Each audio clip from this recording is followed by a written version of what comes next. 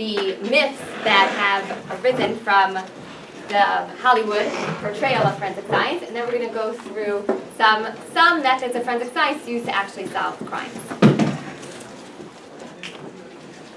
Okay, so what is forensic science? So forensic science is application of science to solving crimes. And it's used by police agencies in order to enforce the law and to solve who was the criminal. Okay, so it's application of scientific technology to crime solving. So what does a forensic scientist do? So number one, analyze physical evidence. That means evidence that's collected from a crime scene. They analyze that evidence. They provide expert testimony. So once they've analyzed the evidence, they'd be called into a court to testify about the evidence that they analyzed. And they also provide training to other people in collecting evidence. There are 4 federal crime labs: the FBI, the DEA, which is the Drug Enforcement Administration, the Bureau of Alcohol, Tobacco, Firearms, and Explosives, that's ATF, that's why it's called ATF for Alcohol, Tobacco, and Firearms, and then the U.S. Postal Inspection Service, which is involved with inspecting packages and, you know, a lot of things coming up, like anthrax, things like that, and postal, things that are sent through the Postal Service. Then most states also have their own smaller crime labs.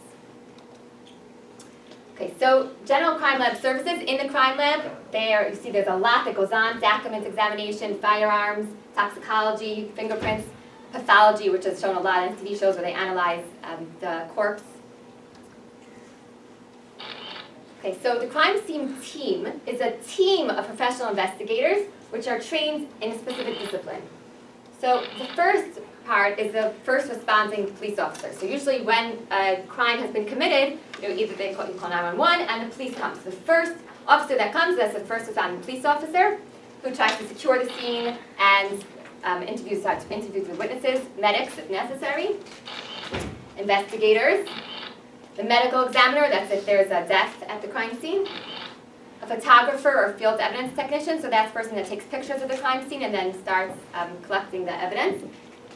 And then the lab experts do not go to the crime scene. Those are in the lab and they analyze the evidence that's collected. So here, for example, this is in one crime lab. In a big crime lab, this would be a few of the team members that would be involved in analyzing the evidence from a crime scene.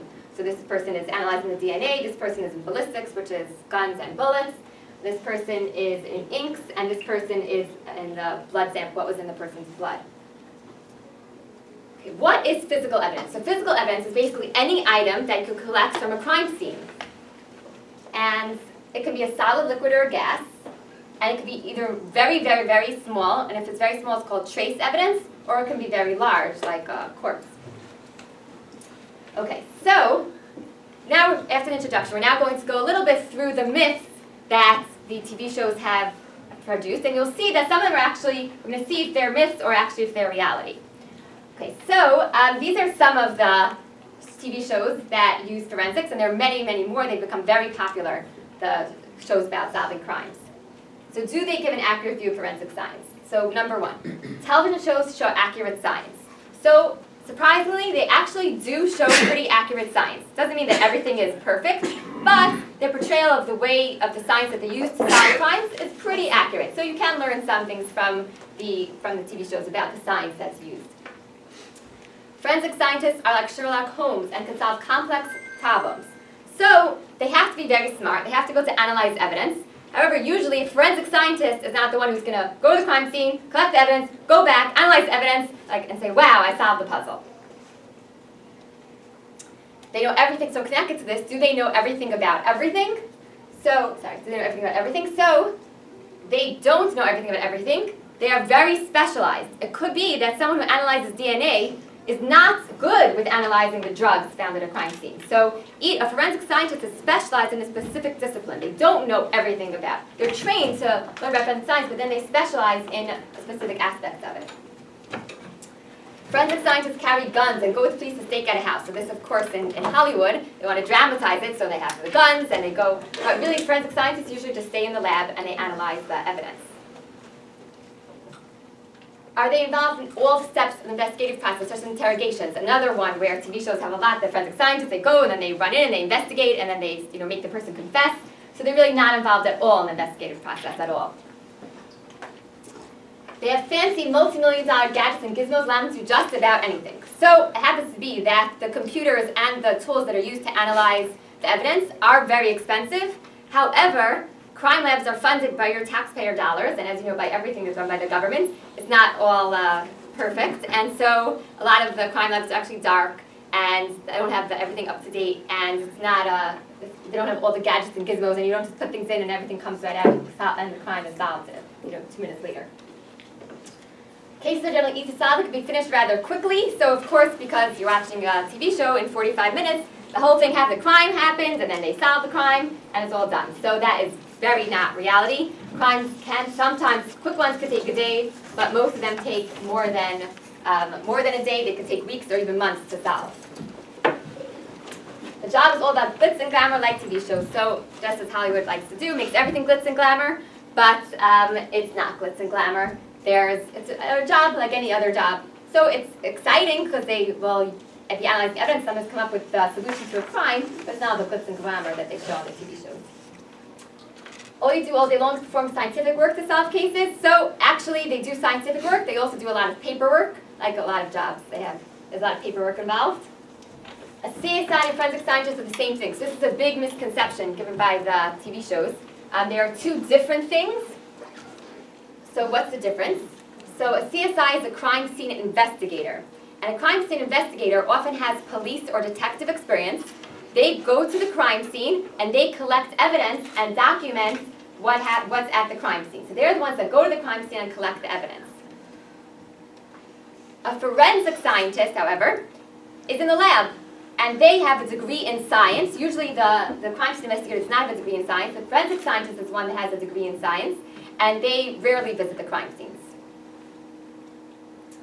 Okay, becoming a forensic scientist is easy. You don't have to really know much math and science. You actually have to be very good at math and science in order to be a forensic scientist.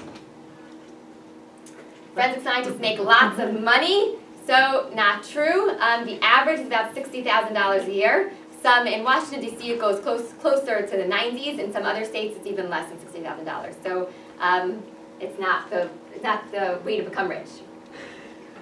Okay, so now we've gone through some of the myths. We're now going to go through some investigative methods that are used to solve crimes. And there are many, many, as you saw, there's many, many units. We're going to go through 3 of them that are used very often to solve cases. Okay, so the first one is fingerprints. So if you will look at your fingers, you can see that there are small ridges on your fingers. And you can see they're also on your palms. Your fingers are not the only ones that have these ridges. These ridges help keep your grip on objects on your fingers. And because when you have these ridges, then you have natural secretions like oils that come from your fingers, and the natural secretions plus just dirt that gets caught over there leaves behind an impression. And so when you press on another surface, it's like the oils make an impression, and that is your fingerprints. Now the fingerprints are where they come from. They come from a layer called a basal layer, which is on the bottom of the epidermis. The epidermis is the outer layer of skin. So they're protected by the top layer of the epidermis, which we'll discuss a little more later, but that's why it's hard to remove your fingerprints, because they're underneath. They're not on the surface. And so it's very hard to destroy them. Okay, so this is a fingerprint card in the early 1900s when they started becoming really used. And you can see that you press each of your 10 fingers onto the card, and then you get fingerprints. So people always ask, are your fingerprints different on each finger? And yes, they are. Each of your fingers has a different fingerprint. Okay, there are 3 general fingerprint distinctions. One is called an arch. The next one is called a whorl. Another one is called a loop. So you can see an arch comes in over here, goes up, and then goes out the other side. A whorl looks like kind of a swirl, like a center and around. And then a loop loops, it comes out from one side, loops up, and then goes back out the same side. Now, Roberta, please come to Ms. F's office. I have an ink pad. I have a few ink pads, so I'm going to pass them around. You don't have to if you don't want to. It will make your finger black. But you can press your finger onto the ink pad, And okay, when you press your finger on the ink pad and then press it on the space of the sheet that I gave you, you can then match and see if you have an arch or wall or loop. So if you're interested, you can do that. I'm interested.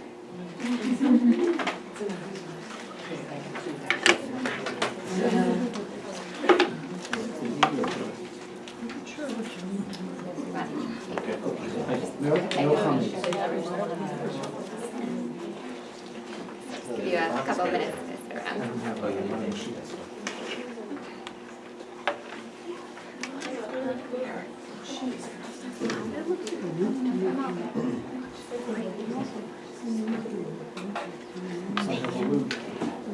Yeah. I was reading just recently that there are professions in which your fingerprints can wear off. Excellent. Yes, we're actually going to discuss that in a few minutes. Yes. Yeah, you have what's your profession?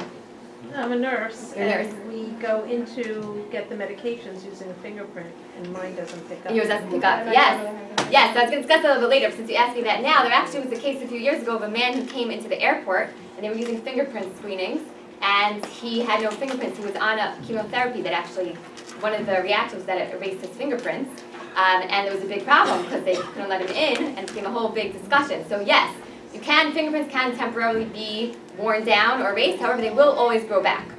So, but yeah, it's a problem. It's not always, Although it works on my iPhone, but it doesn't work on the... Really interesting. That's interesting. The iPhone's more sensitive than, wow.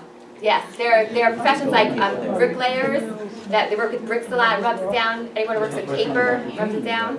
So yeah, they do get rubbed down. Yeah. Excessive work with solvents will also do it. Right, exactly. That's right. Yeah. So those one. And again, it will always grow back, but it can get worn down. That's right. Thank you. So do people only have one type of the three? No, every finger has a different fingerprint. You could have one arch, 3 whorls, 6 Depending on the finger you depending on the finger that you use. That's right. So yeah, if you're using one finger, you're just going to see from one finger. Okay. Okay. All right. Let's go on. Okay. So now you're going to say, well, there's 3 different patterns of fingerprints, but that's not enough to identify your fingerprints. So now we're going to go through the other ways that fingerprints are used to identify your specific fingerprints. So the center of the fingerprints is called the core. And then if you look at the corner here, this is a triangle called the delta.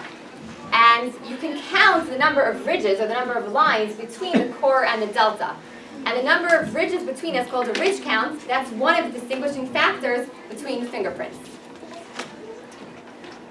Okay, then the basic patterns can also be further subdivided into other types, into more specific types. So arch patterns can be plain or tented, wall patterns can be central, pocket, double loop, or accidental. Loop patterns can be radial or ulnar. So you can see here, there are more specific types. But even more specific types, say still, that's not enough to distinguish probability-wise, you can still overlap at the same amount. So the difference is based on something called minutia. And even twins have different fingerprints due to these small differences in the ridge patterns called minutia. The unique ridge patterns with small details. So if you see here, these are just some examples of these patterns.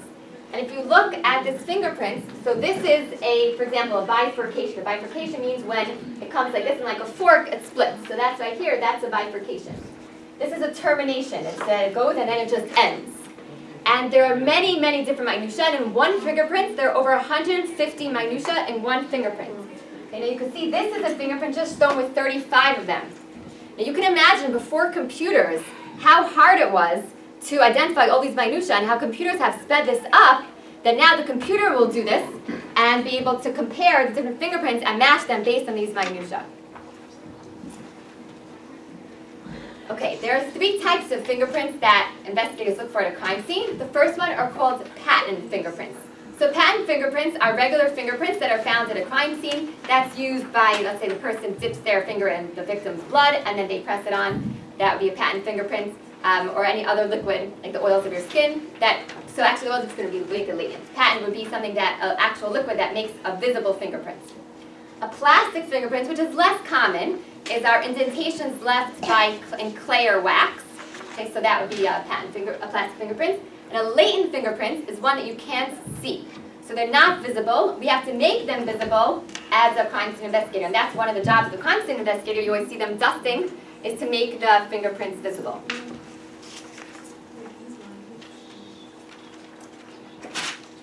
Okay, so this is a little, that's see, so I'll read the questions. So some frequently asked questions. Number 1, can fingerprints be erased? Okay, so we discussed this a little bit while you were passing it around. So fingerprints cannot be permanently erased unless they're completely burnt off with something, with an acid, which would make a huge scar. And when it makes a scar, the scar actually has its own pattern. So there have been some criminals who have tried to burn off their fingerprints so they couldn't be identified. So instead they were identified by their scar patterns. So it doesn't, so it doesn't really, it's not such a good tool. It also is extremely painful, you can imagine, to burn off. It's not just the outer layer, it's underneath the outer layer. But we said they can be worn down, and then they will eventually grow back. Is fingerprint identification reliable? So it actually is very reliable.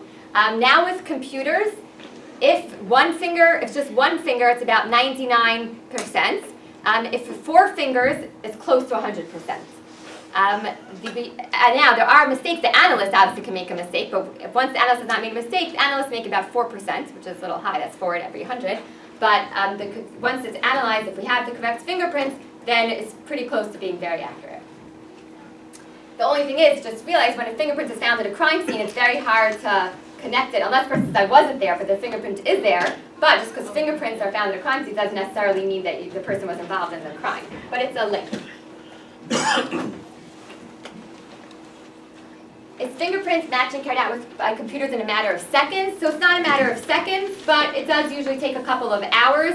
And then sometimes it has to go through some more smaller databases, in which case it'll take more than a couple of hours. But it usually takes less than a day for the fingerprint match to come through. Okay, how fingerprints collect from a smooth surface? So that's through dusting with powders. So to show you, this is a fingerprint powder. There you go. Okay, this is a fingerprint powder. And they use these types of brushes with this black powder. And they brush the powder on, and it settles into the surfaces of the fingerprint that's left, and it makes it visible. So that's if it's on a smooth surface. If it's not on a smooth surface, if it's on a rough surface, yes? Do they have a database that has every single person in the country's fingerprints, or only for criminals that have been fingerprinted? Right, so there's different databases, but let's say if you haven't worked ever in a career where they fingerprint, like in Board of Ed, they'll take your fingerprints. But if you haven't, then they don't have your fingerprints. So only once a crime has been committed, then the fingerprints are in there. A lot of times that's found, they'll find a fingerprint. That person never committed a crime, they can't link it. So yeah, good question.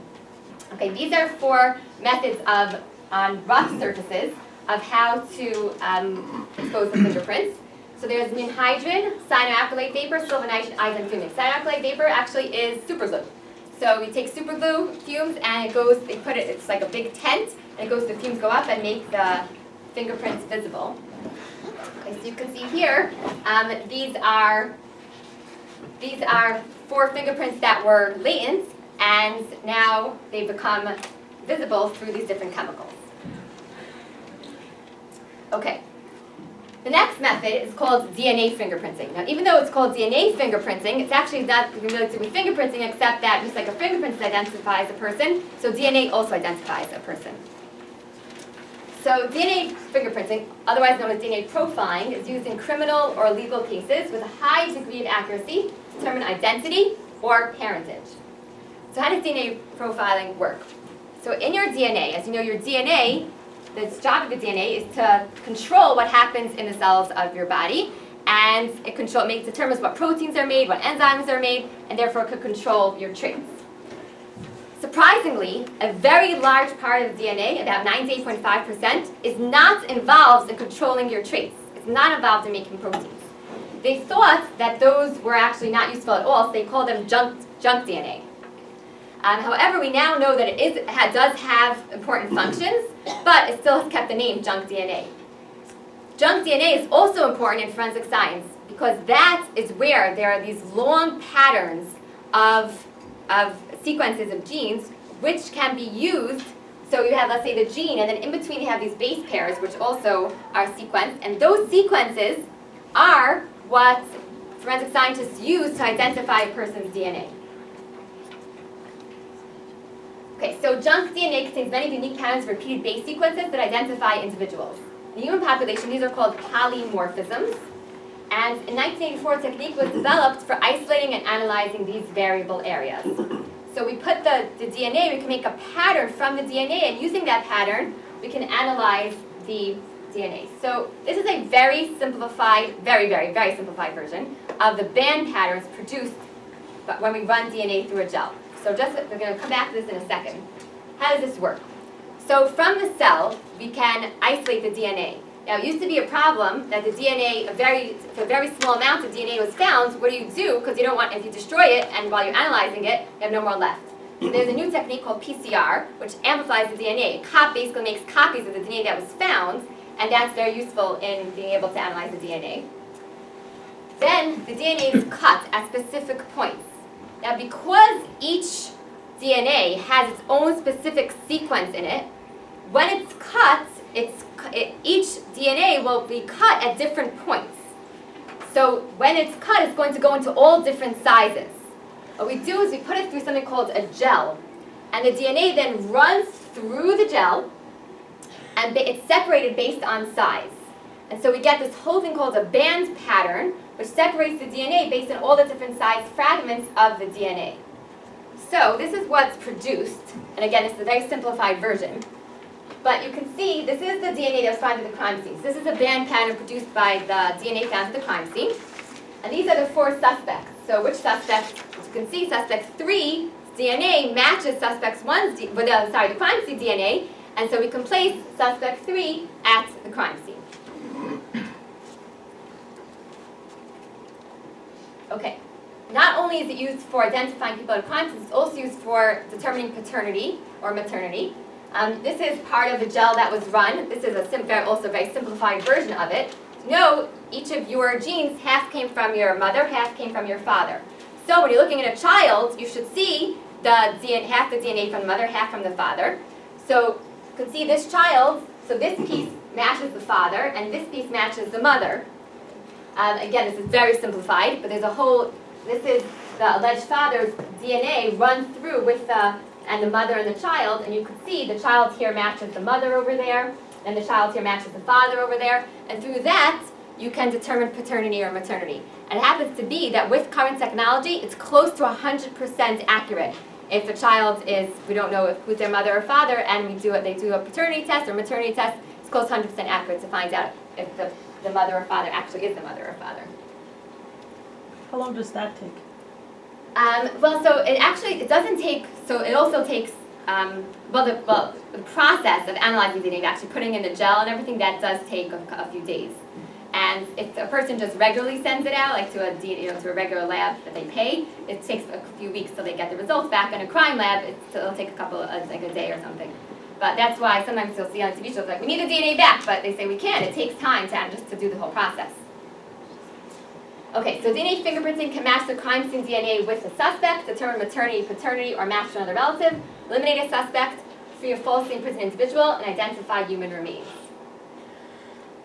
Okay, so you can see here is another one.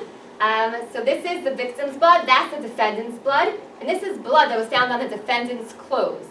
So, can you place the defendant, can you say the defendant might have something to do with the victim from this?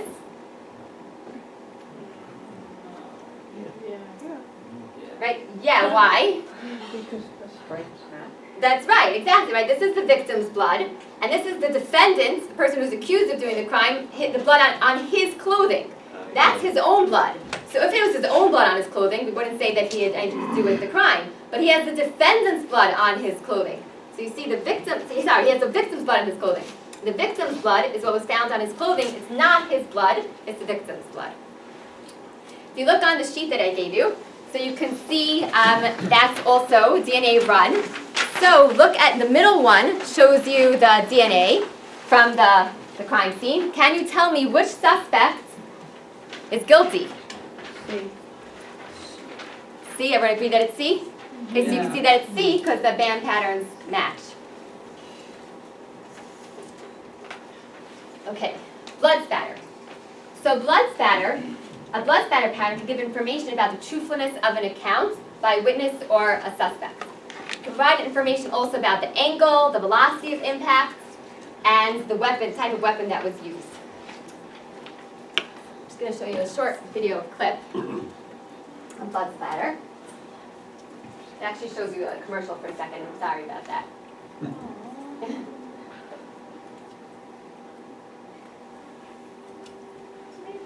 Oh, I got it back. No, I did. I got the commercial. Yay. Okay, good.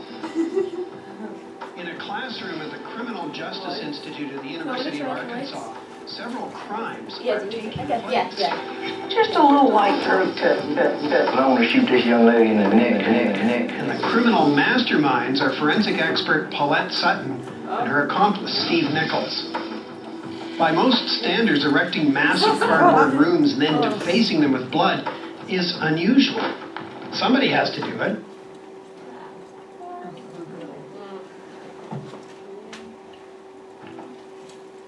To create a mock scene, you probably have to have a very... Now we're gonna have to watch the commercial.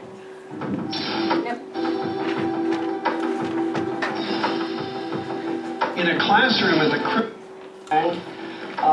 a couple of sticks and knives, a bucket.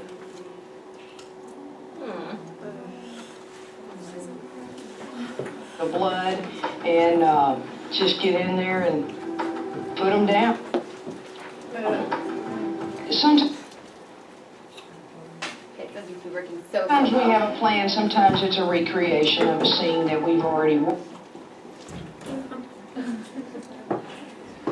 or a lot of times it's simply a matter of how diabolical It's not working so well. I feel today. Yeah, we're gonna have a little more beating down there. Although Paulette jokes about her day job, her reasons for recreating these bloody scenarios are no laughing matter. They'll Okay, so, all right, I'm gonna plug it because it's not working so well. Anyway, what her job to do is to simulate crime scenes using blood, and they use simulated blood. A lot of times they'll use either simulated human blood. Sometimes even they'll collect real human blood to use because it's best to use real human blood because then you can really see how human blood is actually a little different than animal blood.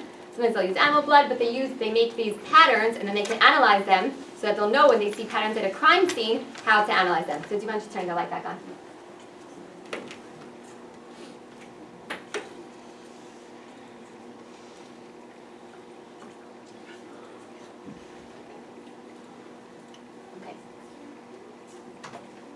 Okay, so from a blood spatter pattern, you can see the direction of the blood travel, the angle of impact, the point of origin of the blood, the velocity of the blood, and the manner of death.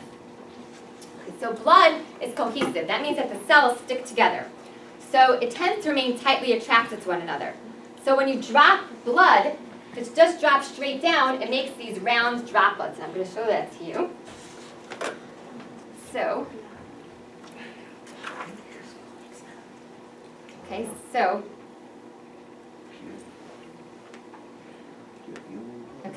so you can see, I don't want to hope it's going to drip if I hold it down, but you can see the blood pattern that it makes, pretty much a circle, because it was dropped just straight down. That.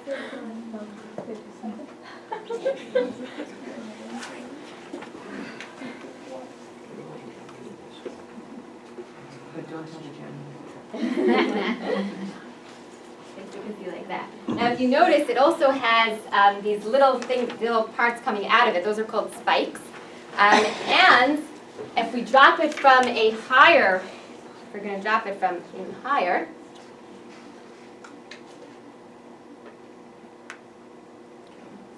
okay, it starts to make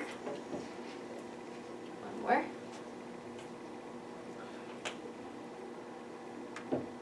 There we go. Okay. You start to get these little circles that are coming off of the blood. And these are called satellites because as it goes higher and higher, it comes with more and more velocity. You can see over here the little circles. And then because it's dropped with such force, it overcomes its cohesive nature, and it makes these satellites. And you can see the width is also changing depending on the height. So when you see the width, the diameter of the circle, you can also determine the height that the blood was dropped from. Okay, so when it goes on a less than smooth surface, it'll form these little spikes. And these are satellites which go when it falls from a height at a high velocity. Okay, there are 6 blood spatter patterns that we're going to look at. So, okay, so you can see here, that's the ones we just did. Those are called passive drops, and they're just circular drops. Just those are from drips that happen when drips. And so if you ever had a nosebleed, or if your child had a nosebleed, you also see these types of drops.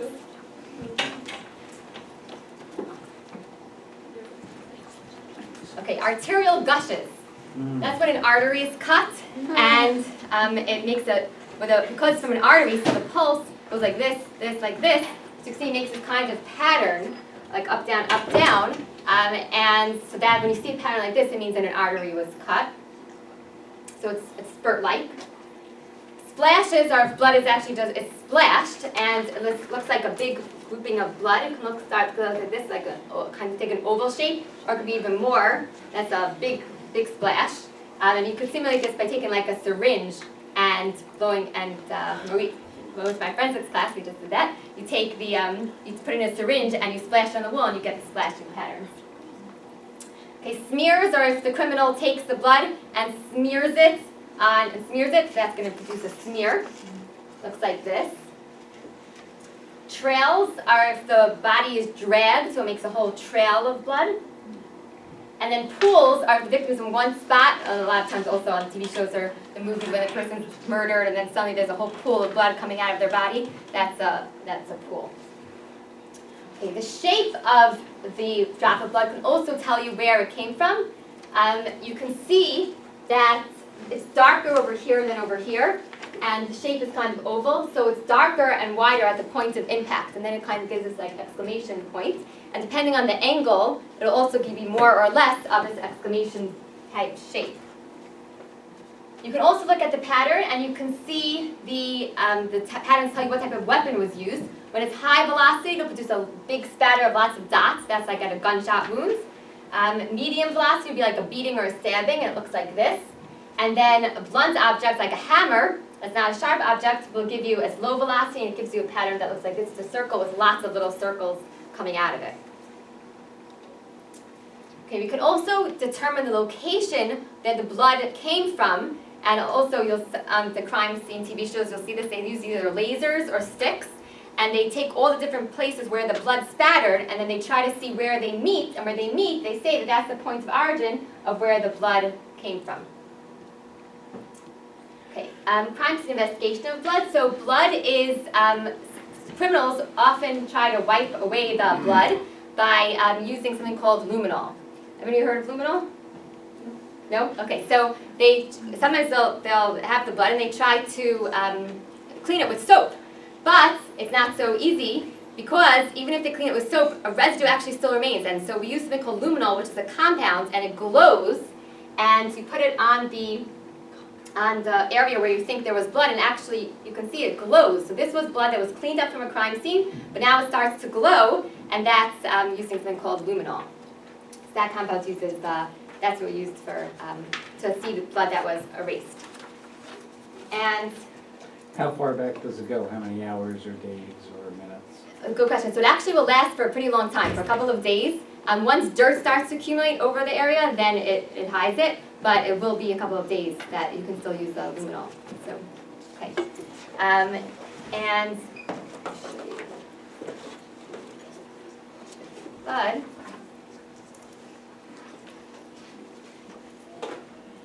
Okay, so these are a couple of patterns. So we said if you just drop it like this, and if I okay, so you can see it starts to form that exclamation mark because now it's at an angle. See the different blood pattern. And then, that's a pool. See that was at the same area where it started to pool.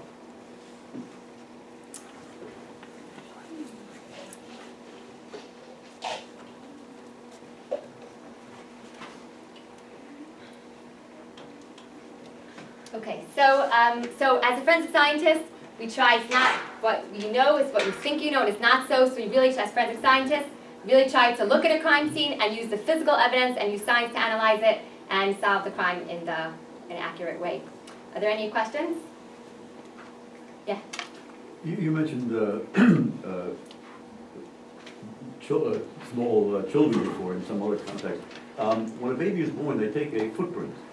Does that have any significance in terms of identifying like a fingerprint, or Yes. are they unique and? Yes. Does that mean every person actually does have a footprint on record? Yes. Oh no. Does everyone have a footprint on record from it? I don't think the hospital. No, does the hospital file it away and keep it as your record? I'm not sure. It's a good question. I actually have to look into that. Does the hospital put it? I don't know. I doubt it goes into a big computer database.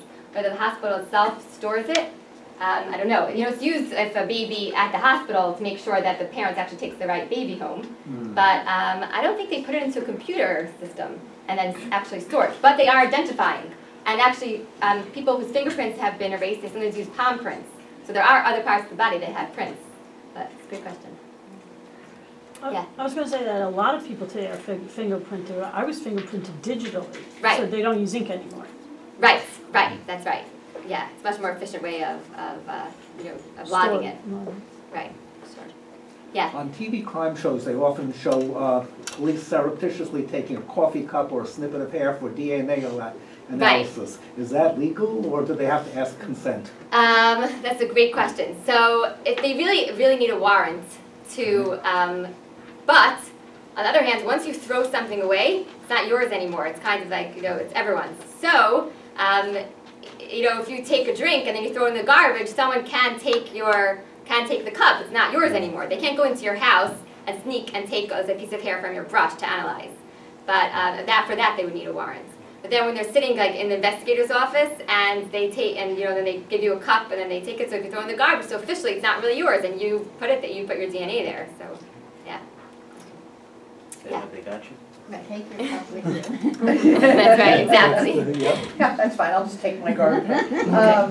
You had mentioned, the direction of a drop, that, it's darker in where it starts. Right.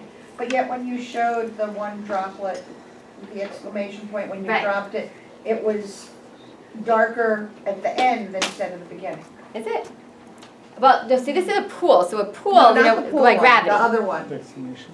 Yeah, so this was dropped at an angle. So that's why it's different, because it's at an angle. So Oh, then at an again, angle. by gravity, right, Okay. exactly, that's why. Yeah, but you can see it's wider at the point of impact, and then it drips down because it was at an angle, just by gravity it went down.